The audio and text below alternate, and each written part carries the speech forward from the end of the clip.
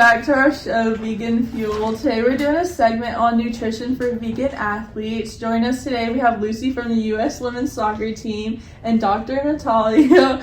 Lucy, why don't you tell us what made you decide to become vegan? Yeah, so I actually became vegan for personal reasons.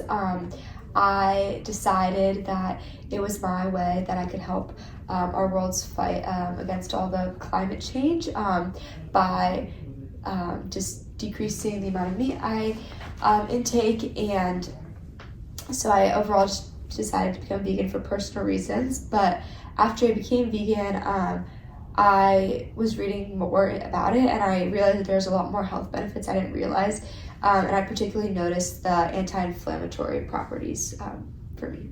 Okay, great. What are some pros and cons of being vegan as an athlete?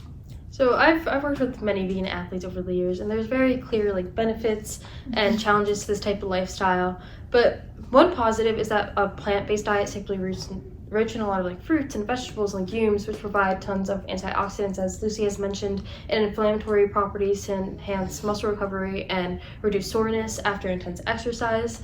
Also, a plant-based diet can lead to an improved cardiovascular health. This is mainly because plant-based diets have lower saturated fat and a lower cholesterol content. But the main con is nutrient gaps. So for instance, protein intake. A lot of plant-based sources lack one or more amino acids, which are very important for muscle protein synthesis, and it makes it harder to support and repair muscle growth if you don't have all 9 essential amino acids. So other nutrients that a plant-based diet can be lacking are iron, zinc, calcium, omega-3s, which are also important for energy levels, bone health, and recovery time.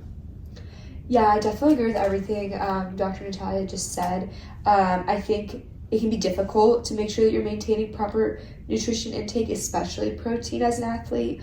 But for me personally, since I've been vegan for a decent amount of time, I've learned different tips and tricks to make sure that I'm maintaining adequate, proper nutrition. And I think just the pro that I've noticed is the anti-inflammatory. I've noticed a lot of decrease in my muscle soreness after intense workouts. So that's definitely been a positive that she highlighted that I've actually personally noticed. Do you have any tips on how to be vegan as an athlete? Yeah, so I think Dr. Natalia can go into more detail on specific foods and scientific reasoning behind it, but something that has been helpful for me is meal prepping a lot. So every Sunday I make my meals for the week, and that's just important because sometimes when I'm traveling, the meals they provide just aren't vegan or they're not adequate and nutritional intake for me. So I meal prep, and then I can ensure that I'm maintaining my proper nutrition intake. And so something that I look for is different protein sources of different amino acids, so you can combine certain protein sources to get all those 9 essential amino acids. But just in general, if you're thinking about becoming vegan, definitely do your research. I think that was super helpful for me. Just do research and look at different nutritional strategies and protein intakes. And also just finding fun recipes online. I find lots of TikTok recipes that just make eating fun and the different meals more fun.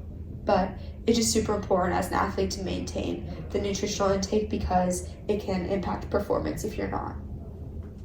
Yeah, building off on that, I think Lucy had some very good points, but I like to tell my athletes to focus on a variety of protein sources. So that's from lentils, chickpeas, tofu, quinoa. All of these different protein sources can help meet the different protein needs that you may need. So a high quality vegan protein powder is also super beneficial, especially post-workout, in order to hit those 9 essential amino acids as Lucy was mentioning.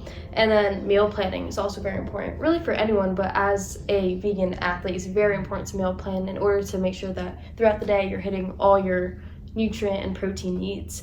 And then also, as Lucy mentioned a little bit about nutrient pairing. So one food may lack some nutrients, but another food you may pair it with will fill in for those gaps that you don't have. And for the amino acid example, one protein source may have 7 amino acids, and then you could pair it with a different protein source that has the other 2 or 3 amino acids that is lacking.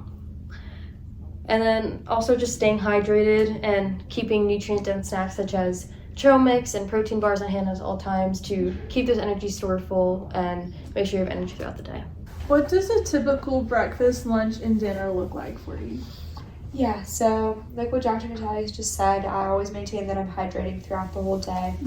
But for breakfast, usually I'll do oatmeal with peanut butter, berries, and chia seeds. And then lunch usually is just like quinoa or some sort of grain with like chickpea or beans. And then I'll include like sweet potato sometimes too.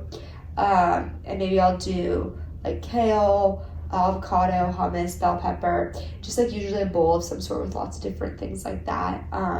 And then my practice is in the afternoon, so I usually do some sort of protein and carbohydrate. So sometimes that'll be like Greek yogurt with like a low sugar granola before I practice, usually about 30 minutes before. And then after the workout, I'll usually do a protein shake of some sort, and then within the next 2 hours, I'll do dinner. So I usually have a lot of tofu for dinner. So tofu, sweet potato, Brussels sprouts. So that's like a protein, a carb, and a vegetable. And then I usually do like a dressing. So like I'll do tahini dressing, which gives me a little healthy fat too. And then sometimes I'll have a sweet treat at the end of the night. Yeah, I think it's very important to focus on specific nutrients for optimal performance. For protein, I like to tell my athletes to aim for 1.2 to 2 grams per kilogram of body weight. And the reason why that's a range and that like differs depending on like the patient or the athlete is because one athlete may be bigger in size or different age, different gender, and that all has like a different impact on how much protein you may need, and also like different like exercise intensities will also impact the amount of protein they should consume.